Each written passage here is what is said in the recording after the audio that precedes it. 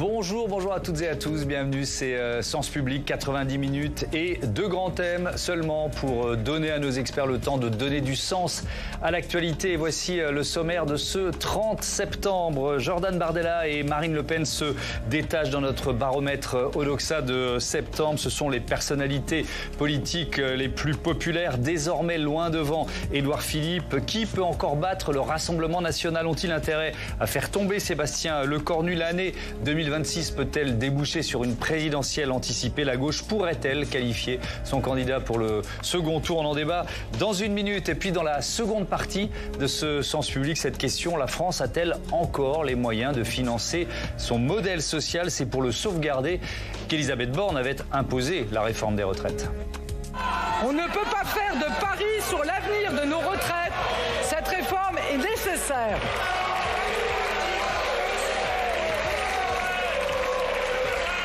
Aussi, parce que je suis attachée à notre modèle social et parce que je crois dans la démocratie parlementaire, c'est sur votre réforme que je suis prête à engager ma responsabilité. Et 2 ans et demi plus tard, cette réforme est toujours contestée. Retraite, sécurité sociale, assurance chômage. Comment sauver notre modèle social? Réponse dans 3 quarts d'heure sur ce thème et sur l'actualité politique. Évidemment, vous pouvez réagir en flashant ce QR code. Je poserai vos questions à nos invités, par exemple, sur le baromètre Odoxa mascaré pour la presse quotidienne régionale et Public Sénat, avec une popularité d'Emmanuel Macron en chute libre. Céline Schmitt. Emmanuel Macron n'a jamais été aussi impopulaire. C'est le principal enseignement du dernier baromètre politique Odoxa. Seuls 22% des Français jugent encore qu'il est un bon président. C'est moins qu'au plus fort de la crise des Gilets jaunes. Ses prises de position à l'international, comme récemment à l'ONU, faisaient jusqu'ici grimper sa cote de popularité. Mais pour le président du groupe socialiste au Sénat, Patrick Kanner, cela ne suffit plus. Les Français, finalement, jugent M. Macron d'abord par rapport aux résultats nationaux. Très simplement. Et M. Macron a échoué. 10 millions de Français vivent aujourd'hui en dessous du seuil de pauvreté. C'est aussi cela le résultat de la politique de M. Macron. Les Français ne sont pas beaucoup plus enthousiastes vis-à-vis du nouveau locataire de Matignon, Sébastien Lecornu, qui peine à afficher un cap politique clair. 32% des Français seulement jugent qu'il est un bon Premier ministre. C'est moins que tous ses prédécesseurs dans la foulée de leur nomination, à l'exception de François Bayrou. Dans ce contexte de flou politique, Bruno Retailleau, lui, affiche 30% d'opinion favorable. Lui qui a d'ores et déjà posé les limites de son parti pour participer au prochain gouvernement, chute de 3 points. Une nouvelle qui pourrait inquiéter dans son camp à l'approche des élections de 2027. Mais cette sénatrice se veut rassurante. Les responsables politiques comme Bruno Retailleau et d'autres qui ont occupé des responsabilités éminentes au sein du gouvernement ont une ligne, ont un cap, ont des résultats aussi. Et je pense que les Français savent très bien qui est qui va faire quoi, et tout ça va se mettre en ordre. De son côté, le camp du RN continue de creuser l'écart. Plus 1 point pour Jordan Bardella, quand Marine Le Pen se stabilise à 36% d'opinion favorable. Patrick Kanner pointe du doigt la responsabilité du chef de l'État. Je n'oublie pas les déclarations de M. Macron quand il a gagné son élection au second tour en 2017 devant la pyramide du Louvre, disant aux Français, Français, je mènerai des politiques publiques qui feront que vous n'aurez plus jamais envie de voter pour le Rassemblement national. Voilà le résultat. Dans ce climat très incertain, 73% des Français pensent quant à eux qu'Emmanuel Macron va devoir nommer un autre Premier ministre dans les 12 mois à venir. Et on se demande qui peut encore battre le Rassemblement national avec Gaël Slimane. Bonsoir, bienvenue. Bonsoir. Vous êtes président, cofondateur d'Odoxa. Bérangère Monde, bonsoir. Et bienvenue, bonsoir. Journaliste politique. Jean Garrigue, bonsoir. Bonsoir. Bienvenue, historien, président de la Commission internationale d'histoire des assemblées. Vous publiez Les avocats de la République, ceux qui l'ont construite, ceux qui la défendent. C'est aux éditions Odile Jacob. Et Mickaël Darmon, bonsoir, Mickaël, éditorialiste politique pour Sens Public cette saison. Alors je commence avec, on a vu quelques chiffres. Gaël, cette impopularité d'Emmanuel Macron, on a répondu, mais je veux bien entendre vos arguments. C'est un record, il n'était jamais descendu aussi bas. Comment vous l'expliquez, ça? Non, c'est une performance, si j'ose dire, parce qu'il avait une popularité qui était bien fragile, bien faible.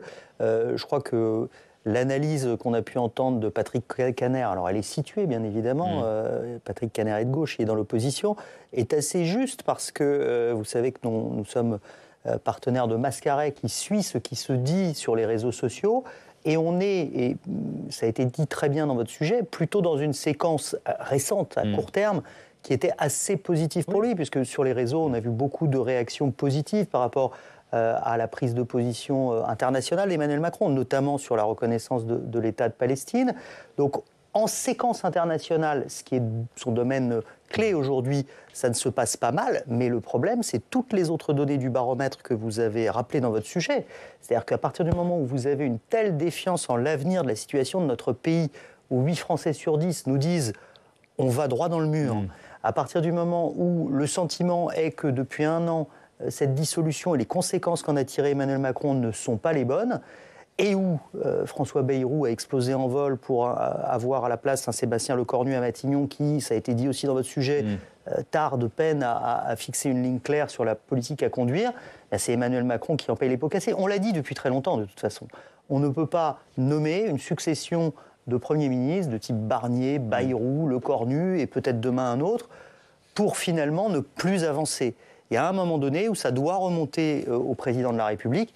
Et je rappelle que dans de précédents sondages que nous avions réalisés, on avait une majorité de Français qui nous disaient « nous souhaiterions une dissolution plutôt que la nomination d'un nouveau Premier ministre », ça c'était avant l'arrivée de Lecornu, et nous souhaiterions surtout une démission d'Emmanuel Macron. On avait atteint des niveaux records de ce point de vue-là. C'est tout ce panorama politique qui explique cette situation. Oui, alors avec effectivement ce discrédit qui frappe Emmanuel Macron, mais peut-être aussi tous ceux qui s'en approchent ou s'en sont approchés. Écoutez la réaction du député socialiste Jérôme Guedj, c'était sur la radio Sud Radio, voilà, je cherchais ce matin.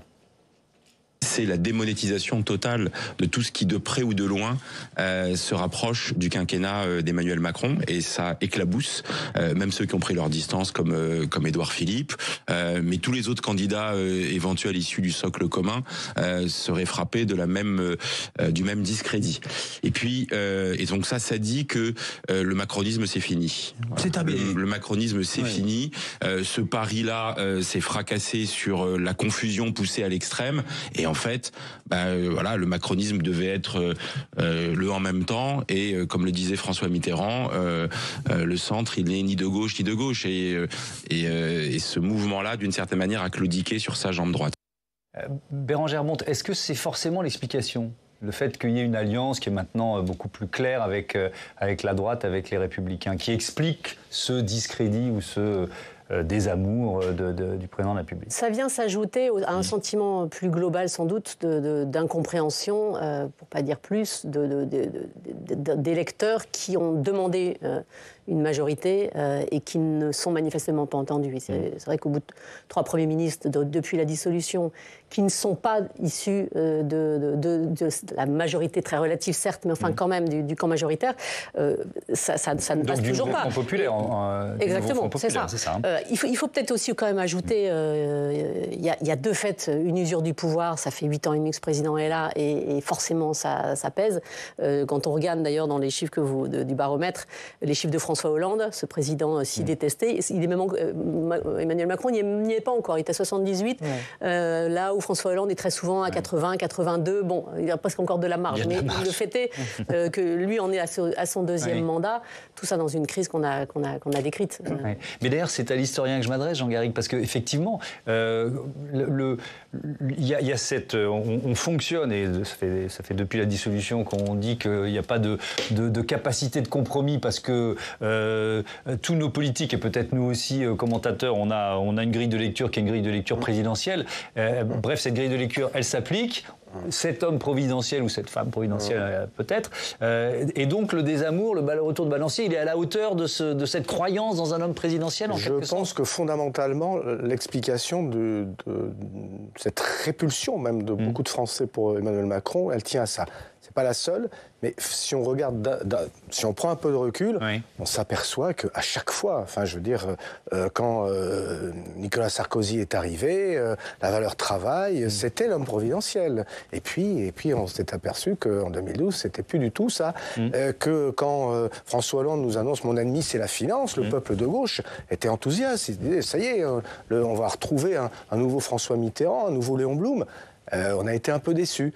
Et alors là, vous avez en plus un homme jeune qui incarne une nouvelle génération et qui en 2017 vous parle de révolution, en disant un nouveau monde commence.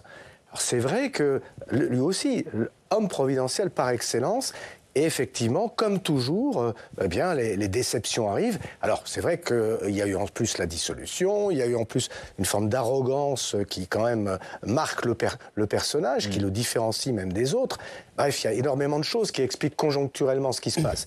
Mais fondamentalement, avec l'usure dont parlait Bérangère, il y a ce phénomène terrible dans notre vie politique et qui a été aggravé par la Ve République, par les institutions de la Ve République, ce rendez-vous présidentiel qui à chaque fois nous vend un homme ou une femme providentielle. Attention, parce que moi je me dis, 2027, on va retrouver ce type d'émulsion, ce type d'enthousiasme, et après 2027, il va y avoir des lendemains qui déchantent. D'autant plus qu'on est là dans un paysage politique où ça va être très compliqué d'avoir véritablement une majorité absolue. Il y a une tripartition qui peut être durable de l'électorat, et je dis... Je sens notre classe politique aujourd'hui, elle n'attend que ça. Elle est partie sur 2027, ils sont chacun dans leur couloir, ils sont sur les starting blocks, tous convaincus que ils vont, par la grâce de leur charisme ou de leur génie, nous sortir de l'ornière. Je ne suis pas sûr que ça soit la solution. Michaël Darmon, si on regarde effectivement l'histoire, 8 ans et demi, vous nous l'avez dit, mais finalement, si on prend François Mitterrand, il y a une cohabitation au bout de combien, 5 ans? Oui, c'est lors de son premier mandat. La même chose lors de son second mandat. Donc finalement, il n'y a pas un président de cette Ve République qui est resté au pouvoir sans cohabitation aussi longtemps, Michaël. Non, c'est vrai. Et puis en plus, à l'époque, la cohabitation servait à se faire réélire. Mais bien sûr. Donc et à se redonner une forme de popularité aussi. Une sorte de colocation, on va dire, absolument, qui ne sert à rien. Moi, ce qui me frappe en écoutant encore plus Jean Garrigue, c'est à quel point, au fond, Emmanuel Macron, qui s'inscrivait dans une matrice supposée nouvelle, en réalité coche toutes les cases de l'épure de ses prédécesseurs, puisqu'on vient d'ailleurs d'en retracer toutes les étapes. Et là encore, on vient d'en parler, cette fameuse croyance que lorsqu'on parle à l'international, on reprend des couleurs, mais en réalité c'est totalement à l'inverse que ça s'est produit, puisqu'effectivement les Français, le voyant toujours loin, s'occuper des autres, se disent mais nous, dans quel état sommes-nous? Et il parcourt le monde. Je dis ça parce que c'est exactement ce qu'on a reproché à pareille époque dans son mandat à Nicolas Sarkozy, qu'on trouvait beaucoup trop impliqué dans les affaires extérieures, et du coup il est revenu opportunement, il est allé aux Glières pour ensuite faire se recueillir devant les victimes et les sacrifiés, les maquisards et ceux qui s'étaient sacrifiés pour la guerre. Mais ça veut dire que toutes les cases sont cochées et que, comme on est en plus en deuxième mandat, ça va être de plus en plus compliqué. Alors, un chapitre, parce qu'ensuite on va vraiment passer pas mal de temps sur le Rassemblement national et les leaders du Rassemblement national, mais quand même, Sébastien Lecornu a 32% d'opinion favorable. On l'a vu dans notre sujet, on va revoir cette liste. Celui qui avait les opinions favorables les plus importantes, c'était Édouard Philippe en mai 2017. Et puis Sébastien Lecornu, il est tout juste au-dessus de François Bayrou. Alors on a Bérangère Abond, je commence avec vous, un Premier ministre qui cultive le mystère. Bon, mais pour combien de temps encore? Il va bien falloir qu'il sorte de l'ambiguïté, là. C'est plus possible, ça. Et pour le coup, les chiffres ne seront peut-être pas les mêmes à ce moment-là. Mais c'est vrai que pour l'instant... par sa nature, parce que c'est dans son caractère, cette discrétion, et par la situation qui l'oblige peut-être à être un peu plus prudent que ses prédécesseurs, les Français, je ne sais pas s'il y a des études d'identification, enfin il y a des études de notoriété, et visiblement ça progresse, mais les Français ne l'ont même pas forcément totalement identifié, voire pas du tout, le visage ne leur dit toujours rien. Donc c'est clair que lui reprocher quelque chose, c'est encore presque prématuré. Et finalement, il a quand même 10 points de plus que François Bayrou avant l'été, il a 10 points de plus qu'Emmanuel Macron, donc on peut aussi le voir comme ça. Mais c'est vrai qu'une fois qu'il se sera clairement prononcé... Au sein de son cabinet, ils doivent le voir comme ça, le baromètre. Je pense que vous avez raison. Mais c'est vrai que dans un mois, une fois qu'il aura clarifié ses positions sur la dette, sur le...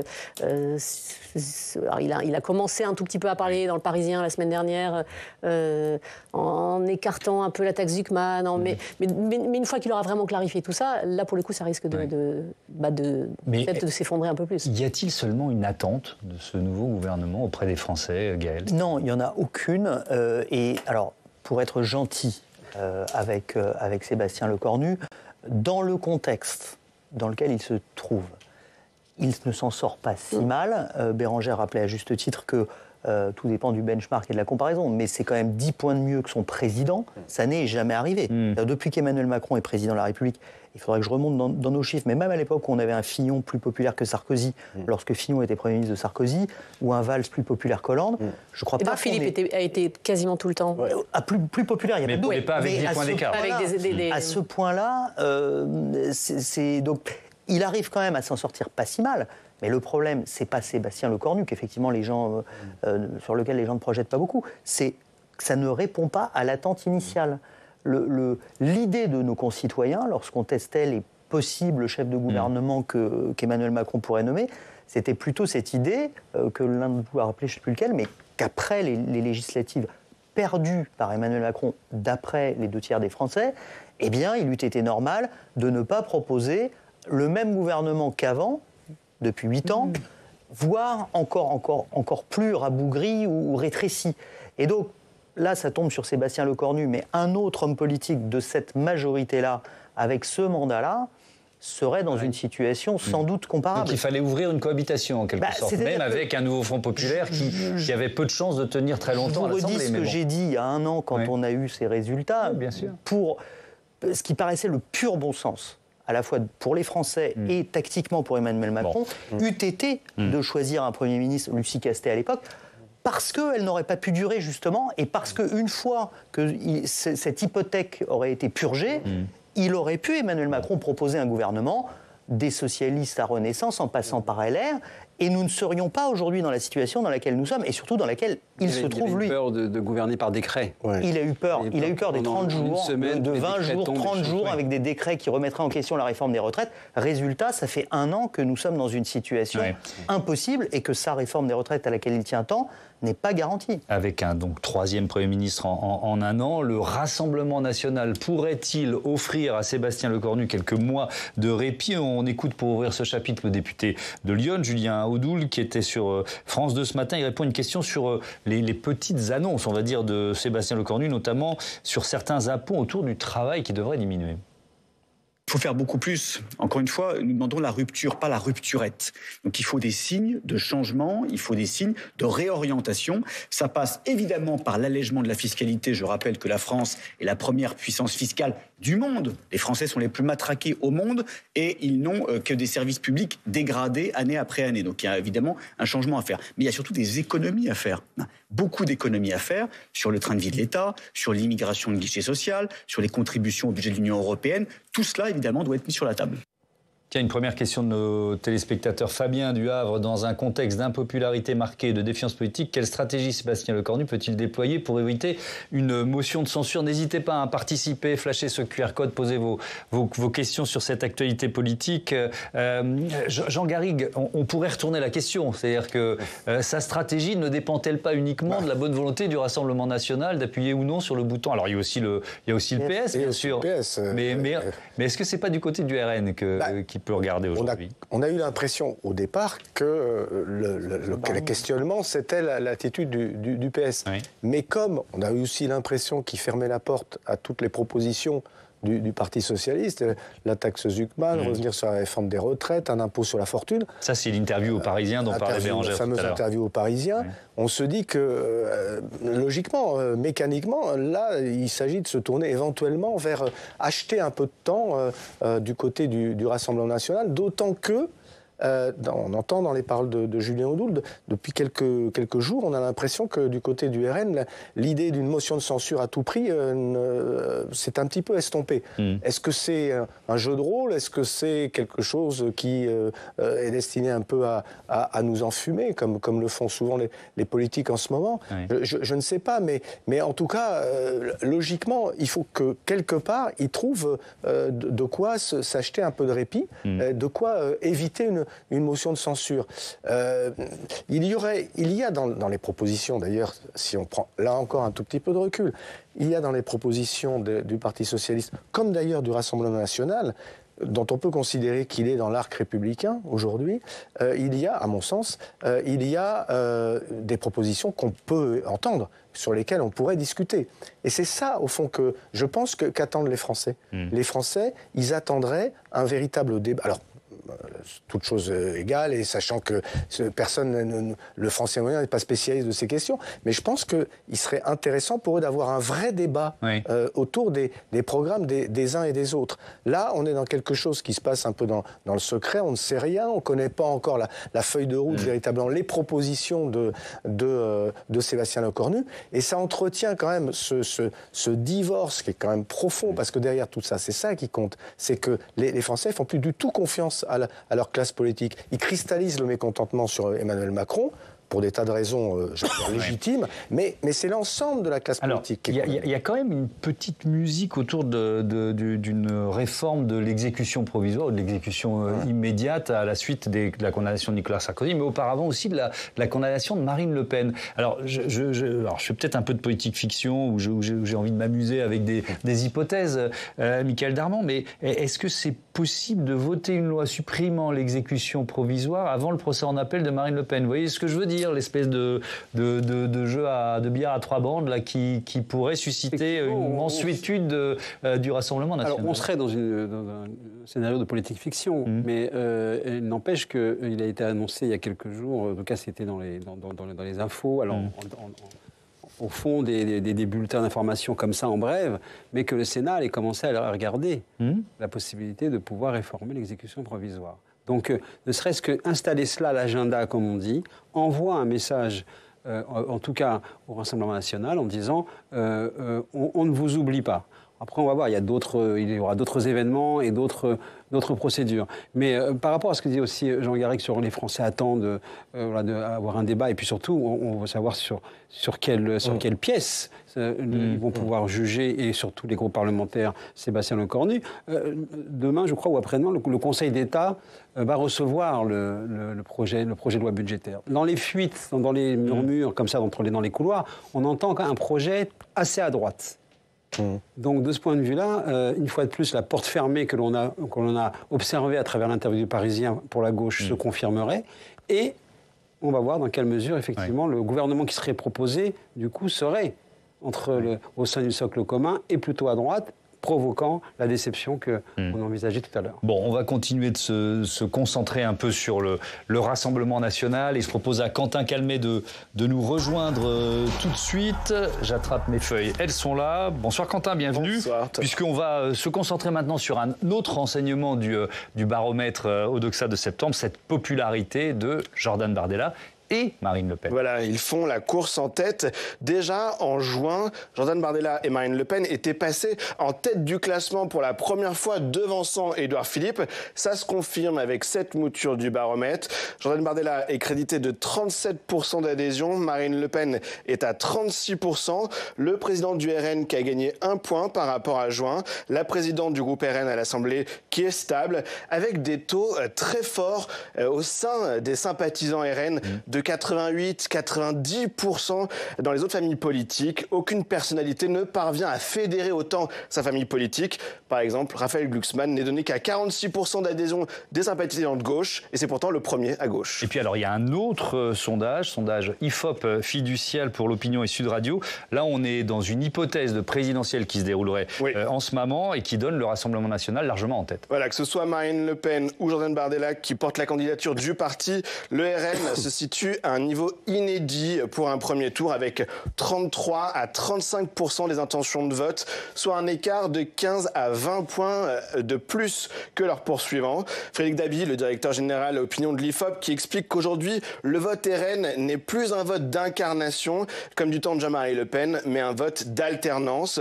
Jordan Bardella, qui capte les moins diplômés, les ménages modestes, mais aussi le patronat et la droite. Le président du RN qui convainc près d'un tiers des chefs d'entreprise et plus d'un quart des sympathisants LR. Et puis dans ce sondage, les autres, les poursuivants, ils sont loin derrière. Voilà, il y a un décrochage d'Édouard Philippe qui passe de 22-26% d'intention de vote dans le sondage d'avril à 16 à 19 cette fois-ci. Vient ensuite Raphaël Glucksmann, donné entre 14 et 16%. Le RN est donc loin devant pour l'heure, ce qui inspire ce dessin à CAC en une de l'opinion ce matin. On y voit Raphaël Glucksmann, Jean-Luc Mélenchon, Édouard Philippe et Bruno Retailleau occupés à se battre au bord du ring, pendant que Marine Le Pen et Jordan Bardella attendent tranquillement au milieu des filets. Merci beaucoup Quentin pour ces informations. On va rester sur le RN, mais quand même une petite parenthèse rapide sur Raphaël Glucksmann, Bérangère Bonte, Raphaël Glucksmann devant Jean-Luc Mélenchon.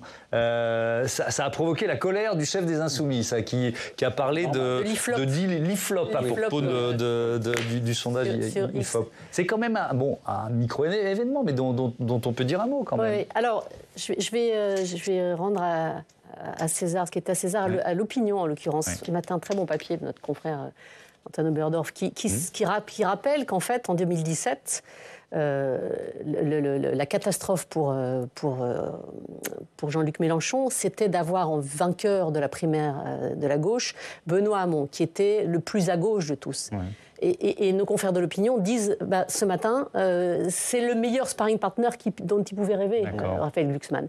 Et que ça va l'aider, lui, précisément, à... ça lui chacun son espace, quoi, en quelque sorte. Et c'est intéressant, je trouve, de le voir comme ça, parce que sinon, évidemment, sur le papier, on se dit, il y a un frémissement, voire plus qu'un frémissement du côté de Glucksmann, mais sans doute que ça met Jean-Luc Mélenchon dans une position pas favorable, mais en tout cas pas si défavorable. Bon, ça a beaucoup de sens. Alors évidemment, je vais vous demander de dire peut-être du bien ou du mal, l'un de vos confrères, mais un sondage comme celui-là...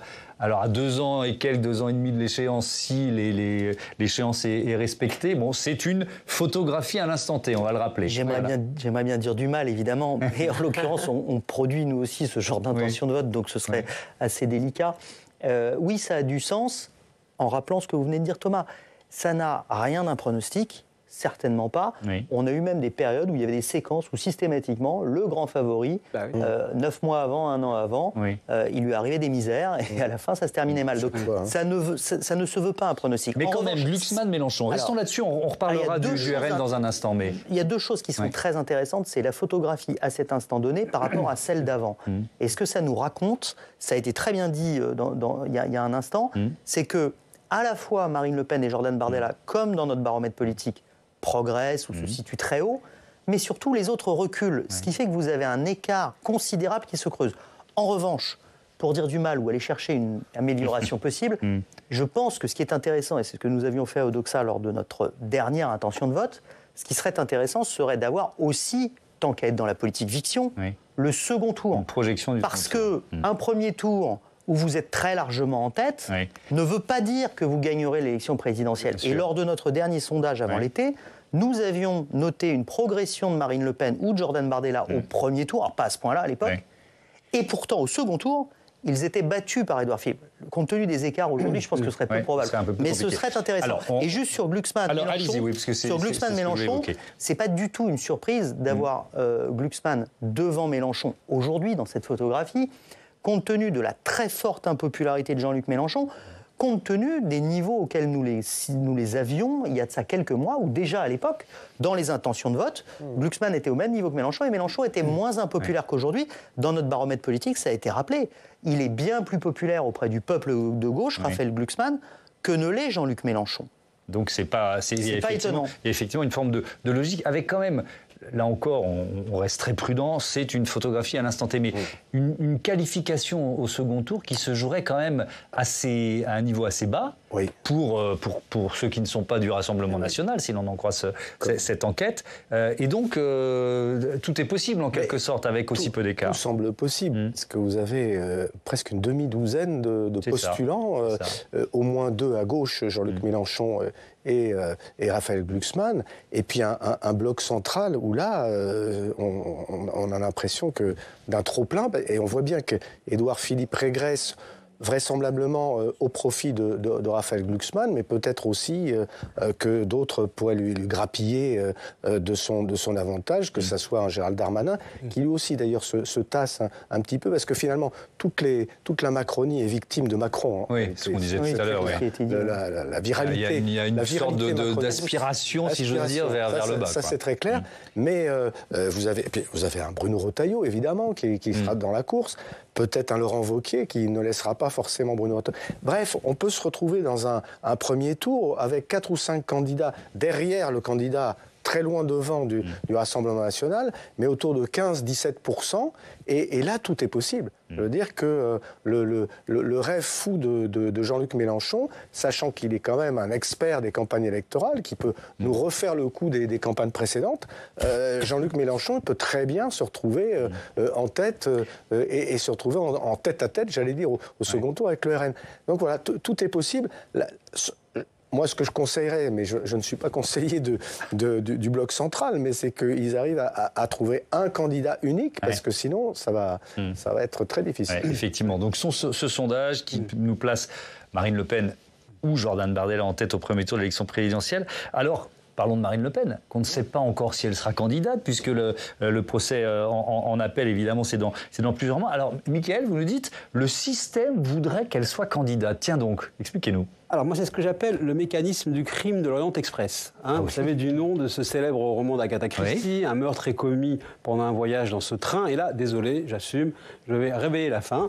Je sais, c'est sacrilège, mais c'est comme ça. L'enquête menée par le détective avec Hercule Poirot établit qu'il n'y a pas un seul meurtrier, mais que tous les passagers du wagon avaient un intérêt pour ensuite donner un coup de couteau à la victime. Et voilà, tous les lecteurs d'Agatha Christie qui sont en train de terminer le crime de l'Orient Express vous maudissent. Bref, donc là c'est pareil. Il y a de très bons films, il y a plein de versions. Bien sûr. Tout le monde donc a un intérêt à voir Marine Le Pen candidate. Et éventuellement élue, mais ça c'est notre affaire. En tout cas, candidate. Pourquoi ?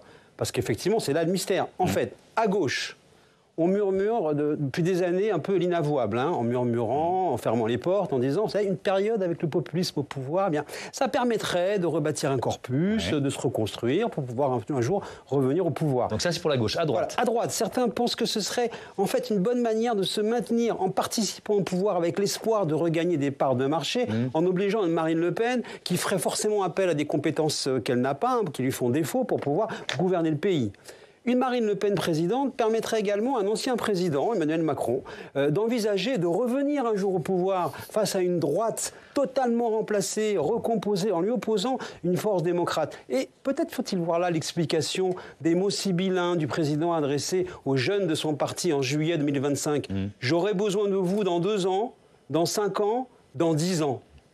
Comprenne qui pourra, ça peut être une solution. Quant au système médiatique, bien, il parie sur une Le Pen candidate, d'abord parce qu'elle a déjà été candidate 3 fois, donc ça lui donne une forme de légitimité, et on voit que les émissions qui sont d'ores et déjà consacrées à 2027 l'invitent, elle, et non pas Jordan Bardella. Donc voilà pourquoi je parle de système Orient Express, parce qu'on peut y voir une conjonction d'intérêts expressément orientée. Avec une question autour de l'union des droites, Marine Le Pen pourrait-elle en être une sorte de cheville ouvrière ? Alors, la question qui lui a été posée récemment sur un plateau de télévision, choisissez-vous entre Olivier Faure et Bruno Retailleau, la réponse a été de dire « je ne suis ni de droite ni de gauche ». Ce qui a fait dire en petit comité hier à Bruno Retailleau, Marine Le Pen, ça ne peut pas être une solution, puisqu'elle refuse de choisir entre la droite et la gauche. Parce que du côté de LR, on considère que c'est avec Jordan Bardella, en tout cas certains considèrent que c'est avec Jordan Bardella, beaucoup plus clairement pro-entreprise, on l'a vu, qu'une telle construction pourrait s'envisager. Bon, à ce jour, rien ne dit que Marine Le Pen pourrait être candidate. La décision de justice la concernant sera connue au printemps, et on verra aussi ce que dira le Conseil constitutionnel, si Marine Le Pen le saisit et si elle est maintenue inéligible. Bon, vous savez, à ce stade, on doit garder en tête le nombre de soirées électorales qui ont commencé par cette formule. Contrairement au sondage qu'il avait prédit, le résultat est différent. Et moi, je vous répète aussi un autre principe, surtout à 18 mois d'échéance. Dans une élection présidentielle, la seule certitude, c'est qu'on sera surpris. Alors, ça arrangerait tout le monde que Marine Le Pen devienne présidente. Je veux bien quand même vous faire réagir à ça. Jean Garry.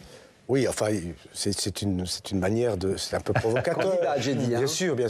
Oui. Mais candidate et présidente, parce que pour certains... la provocation... De manière objective, un candidat de gauche, surtout Raphaël Glucksmann, peut faire l'hypothèse que, confronté à un candidat au Rassemblement national, il réunisse un nouveau front républicain qui, éventuellement, pourrait lui permettre de l'abattre. Ce serait beaucoup moins évident pour Jean-Luc Mélenchon. Je pense que là, les sondages et même on voit très bien le frémissement de la société française. Il y a quand même ce rejet de Jean-Luc Mélenchon qui ne lui permettrait pas ce calcul. De la même manière, pour un candidat du centre peut lui aussi faire l'hypothèse que se reproduira ce qui s'est produit face à Emmanuel Macron, enfin en faveur d'Emmanuel Macron. Oui, on a quand même dans tout le spectre là, un Bruno Retailleau peut se dire que lui, il a la possibilité d'aller grignoter, de faire un coup à la Nicolas Sarkozy, d'aller prendre une partie de l'électorat de Marine Le Pen et donc confronté à elle, là aussi, de susciter un réflexe républicain et de gagner. Donc, dans la perspective de la victoire, d'abord, je pense qu'effectivement, ils ont ce projet d'être confrontés à une Marine Le Pen ou même à un Jordan Bardella, parce que se pose avec Jordan Bardella une autre équation qui est celle de l'expertise, qui est celle de la capacité à incarner une candidature présidentielle. Ce serait sa première campagne présidentielle, évidemment, c'est pas la même équation. On sait que c'est pas évident. Oui, effectivement. Alors, Mickaël, votre édito, il a fait réagir tout de suite Jacques de Mâcon. C'est vrai, dit-il, on ne cesse d'entendre, on n'a jamais testé l'extrême droite. Ne serait-ce pas une bonne opportunité pour les différents partis de se repositionner pour 2027 ? Qu'en pensez-vous, Bérangère Bond, pour commencer ? L'hypothèse, elle est quand même souvent mise sur la table concernant une victoire à des législatives anticipées qui amènerait une Marine Le Pen ou un Jordan Bardella à Matignon. Ce qui permettrait, entre guillemets, de purger cette hypothèse et de revenir en 2027, et c'est ce que le socle commun a beaucoup en tête, de revenir à des partis dits républicains. C'est plutôt dans cette optique-là, je pense que cette hypothèse existe. Ensuite, en l'état de connaissance qu'on a d'un programme du RN, c'est compliqué, vous me direz, le programme des autres partis n'est pas plus clair non plus, mais imaginez le RN partant à l'Élysée dans ce flou actuel, je ne suis pas sûre que ce soit tout à fait une bonne nouvelle pour la France, indépendamment de toute opinion. Je veux dire, c'est quelque chose qui est quand même très très flou. Donc, et puis la dernière chose, c'est qu'on ne teste pas le deuxième tour pour l'instant. Alors justement, je voudrais bien qu'on en parle. Et que la véritable inconnue, c'est celle-là. On peut gloser tant qu'on veut pour dire qu'au premier tour, il serait là. Ce fameux plafond de verre, est-ce qu'il va être franchi ? Et alors, je reprends l'expression union des droites et je vous propose d'écouter ce que disait ce matin sur Europe 1 le sénateur LR des Hauts-de-Seine, Roger Karoutchi. On lui demande si vous deviez choisir au second tour entre une Marine Le Pen et un Jean-Luc Mélenchon. Il l'avait déjà dit, il le répète. Moi, je pense que surtout, il faut qu'on réfléchisse très clairement à ce que sont les deuxièmes tours. Je le dis sincèrement, je l'ai déjà dit, jamais on ne fera voter pour un LFI. Jamais on ne me fera voter pour un parti associé au LFI. Marine Le Pen, Jean-Luc Mélenchon ou Jordan Bardella, Jean-Luc Mélenchon, Roger Karoutchi vote Marine Le Pen ou Jordan Bardella. Oui, sans pudeur de gazelle. Sans état d'âme, parce que pour moi aujourd'hui, c'est LFI qui n'est plus dans l'arc républicain. Et moi j'affirme et je confirme que je pense qu'aujourd'hui, le RN est dans l'arc républicain. Bon, c'était 33% pour les intentions de vote et en tous les cas, peut-être que votre... Parce que si on essaye de me dire qu'il y a 35% de fascistes en France, il faudrait s'inquiéter. Sur l'union des droites, alors au-delà de ce que peuvent dire les leaders, sénateurs, députés ou autres de LR, est-ce que l'idée fait son chemin chez les sympathisants, chez les électeurs républicains, Gaël Sliman ? Alors, oui. Si on se place dans une perspective second tour. Et non. Si on se place dans une perspective de second tour, ça dépend quelle est l'offre politique, quelle est la peste et quel est le choléra. Si vous leur laissez choisir entre ce qui peut être l'un ou l'autre pour les électeurs de droite. Si vous demandez à un électeur de droite, ou un homme politique de droite qui il préfère entre Jean-Luc Mélenchon et Jordan Bardella ou Marine Le Pen, pas beaucoup de surprise à ce qu'aujourd'hui ils disent « Ah ben non, pas Jean-Luc Mélenchon ». Maintenant, si la personnalité en question, c'est plus Jean-Luc Mélenchon, l'adversaire, mais c'est Édouard Philippe, c'est pourquoi pas Raphaël Glucksmann, ça peut changer la donne. Et ensuite, on observait avant les derniers gouvernements d'Emmanuel Macron et son alliance affichée avec LR, plutôt une idée d'une partie, une bonne moitié, voire un peu plus de l'électorat LR, de se dire on en a marre d'être sur le bord de la touche. Pourquoi ne pas faire une union des droites? C'est ce qui a expliqué à un moment le succès d'Éric Zemmour dans les sondages au moment où il est monté pendant la dernière campagne présidentielle. Mais sauf que depuis, une des personnalités, la personnalité la plus appréciée par l'électorat de droite, elle est membre d'un gouvernement, c'est Retailleau, est membre d'un gouvernement Macron, sous la présidence d'Emmanuel Macron. Donc c'est très compliqué de savoir où l'électeur de droite penchera, parce qu'il a un centre droit au pouvoir aujourd'hui qui assume une politique de droite sur le plan économique, mais aussi sur le plan de la sécurité et de l'immigration, avec des discours très forts de ce point de vue-là. Et puis, il a un Jordan Bardella qui lui plaît effectivement plus que Marine Le Pen, qui est sur une ligne qui ne lui déplaît pas tant que ça. J'ajoute quand même, pour qu'on ait bien les idées au clair sur l'édito il y a un instant, les Français, c'est en tête qu'ils mettent Marine Le Pen et Jordan Bardella dans notre cadre d'adhésion. Mais ils sont aussi très hauts en cote de rejet. Alors beaucoup moins que Jean-Luc Mélenchon. 70% de Français rejettent Jean-Luc Mélenchon. C'est le premier sentiment qu'ils ressentent à l'égard de Jean-Luc Mélenchon. Mais Marine Le Pen, Jordan Bardella, on est autour des 45-46%. C'est plus d'une dizaine de points de plus qu'Édouard Philippe. Donc au moment où se dessinera le second tour, au-delà des sondages que nous effectuerons sur le sujet, il y aura à un moment cette idée quand même. Est-ce qu'on assume, par ce que l'on fera ou ce que l'on ne fera pas en s'abstenant, de laisser des gens qu'on n'apprécie pas arriver à l'Élysée? C'est un vrai sujet. Avec, vous l'évoquiez, la question aussi du programme économique et d'indécision, d'imprécision ou d'incohérence. Cette question de Marie qui nous écrit de Bordeaux, et merci à toutes et à tous de participer. Le Rassemblement national réclame des changements fiscaux importants pour alléger la pression sur les Français, mais s'oppose fermement à des mesures comme la taxe Zuckman sur les ultra-riches. Cette posture n'est-elle pas incohérente? Je veux bien vous entendre là-dessus, Jean Garrigue, sur le programme économique du RN. Est-ce qu'il peut participer à ce plafond de verre dont on parle régulièrement dans cette émission? En tout cas, c'est l'impression que ça donne, que tous les observateurs d'ailleurs reconnaissent, pas eux évidemment, mais qu'il y a un flou artistique. On leur reproche, la gauche leur reproche d'ailleurs avec raison, de ne jamais avoir voté véritablement des lois sociales ou des lois fiscales redistributrices. Et là, on voit bien que le flou artistique, là encore, sur la taxe Zuckman, etc., montre leurs incertitudes. On voit bien que c'est sur d'autres plans, sur la TVA, etc., qui se situent, la défense des retraités. Mais très franchement, ça risque effectivement d'être un des problèmes qui vont se poser pour le... Mais il n'y aura pas seulement ce problème-là, parce qu'on sait que sur beaucoup de sujets, même leur position par rapport à l'Europe, le Frexit, pas de Frexit, l'Union européenne, etc., non, on voit bien qu'il y a du flou. Il y a du flou, et là où il y a du flou, il y a un loup. Donc ça risque d'être quelque chose qui va alimenter ce dont parlait Gaël Sliman, qui reste quand même une constante de notre histoire, ce fameux plafond de verre. Il y a un plafond de verre qui tient à toute leur histoire et qui tient aujourd'hui à leur manque d'expérience du pouvoir et au fait qu'il y a des doutes quand même sur leur expertise. Marine Le Pen a fourni des aliments pour ces doutes lors des deux, faut le rappeler quand même, lors des deux élections auxquelles elle a participé. On voyait très bien qu'elle était très floue sur un certain nombre de points. Bardella, on le voit aussi quand même très hésitant, en tout cas ne pas maîtriser les dossiers.